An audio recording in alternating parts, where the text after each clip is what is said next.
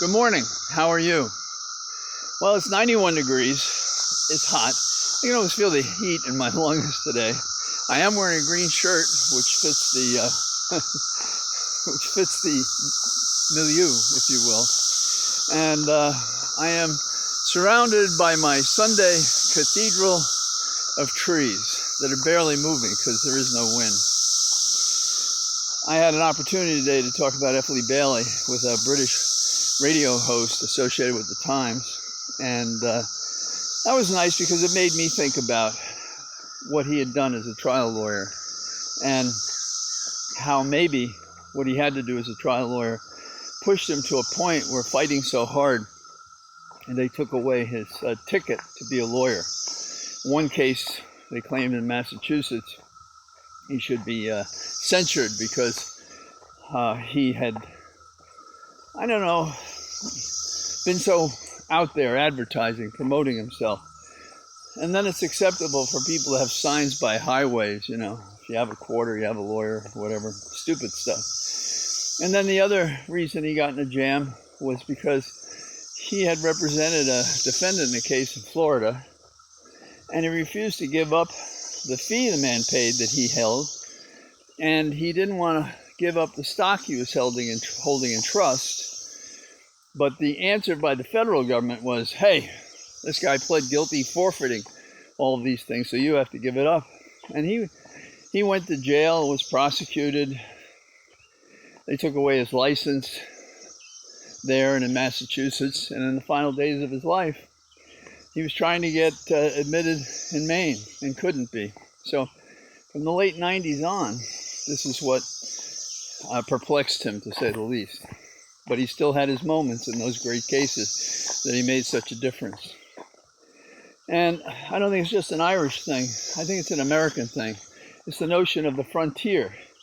We fight to make America a place where we're equal.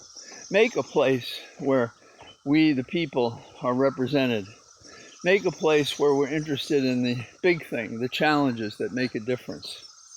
That's why I'm sick to heart today that all the talking head shows, and we're talking about experienced journalists or so forth, are giving air to this lying president, he whose name I'd rather not say, who is getting airtime when social media won't give him airtime. It's like we're breathing life into what compromised America through the last year's election. And why are we doing that? Because, like, I don't know, the National Enquirer will be able to get those eyes to buy things because they'll watch TV to hear this stuff. I turned off the TV. I couldn't take it anymore. I just can't stand the voice, can't stand the lying arguments, can't stand the fact that nobody does anything. And I'm not talking about punching him in the mouth. I'm talking about doing what the law provides. Prosecute him for what he did. It strikes me this is the time when we can remember the assassination of Bobby Kennedy. He was my candidate for the presidency in 1968, myself and a lot of others. Those of us who didn't support Bobby were clean for Gene McCarthy. We had different reasons. I think, well, I would have supported whoever came out of that contest, but I was hoping it would be Bobby. And after California, I thought it would be until he was shot to death in a kitchen. And I think his actual date of death is today. So we remember him. But he was so different than other politicians today. And he spoke the words and then acted upon them. He said that when the going gets tough, the tough get going. You know? When Ted Kennedy was speaking on his behalf at St. Patrick's Cathedral, he said other people look at situations and say, why? Bobby looks at things as they are, requiring change, and says, why not? Why not change? Well, that's where we are today. We could learn a lot from Bobby Kennedy, a young man, 42, dead in his prime. Why? Because America, for all its promises, just can't get over the fact that all men and women are equal.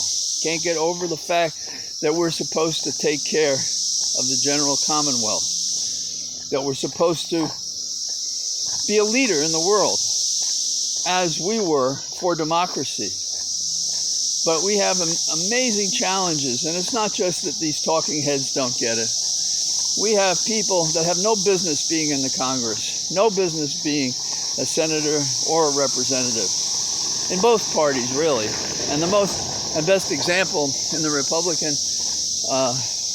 question mark are those in the House, of course. You know, we have Getz and we have Green. But over in the Senate on the Democratic side, we have Manchin, who wrote an editorial today explaining a position that cannot be defended. I did the math the other day, which is to say the Senate is already not representative because every state gets 2 votes, and some proportionally don't deserve that. And to then put on it an increase to 60 votes makes no sense. And to refuse to do something the Republicans would do in an instant if they wanted to is to say, well, we're hypocrites, or we don't have the courage to do what's necessary. And in my book, people who won't do what's necessary, people who should be fired. You know, somebody goes out to change your tires and flattens all 4 of them. We're not there yet. And I do celebrate every day the fact that Biden is our president, because there's no question in my mind this is a significant improvement, and he's doing wonderful things. But I'm afraid he's not getting the support he needs to be the leader he wants to be. And I'm talking again especially about the Senate. And as we're approaching the cycle, people are more concerned about keeping their phony baloney jobs than doing what's necessary to lead America, to protect America, to defend America, and to make an accounting by these criminals, including he whom we prefer not to mention. But, you know, Hawley and Cruz and all these guys just doing nothing. That's the way they should be written in history. The trouble is we live in the here and now, not in the history books, and we need these changes now. And the symbol system in which we live is a discouraging one. We have to be out there calling what is true and right and what our standards are, and say them and lay them out there. Like, as I frequently repeat Aristotle, nothing improves your aim like having a target. Our target is equity. It is fairness. It is doing well by all our people. And it is about a moral compass.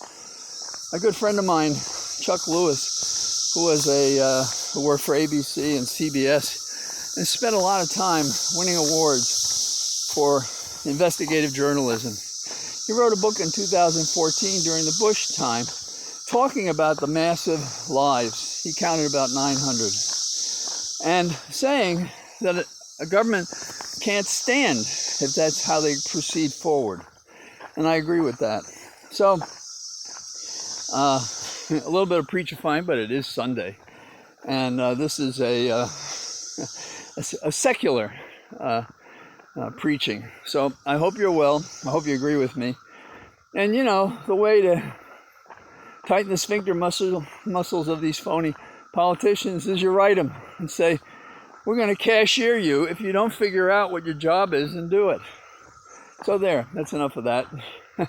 I'll talk to you tomorrow. Bye-bye.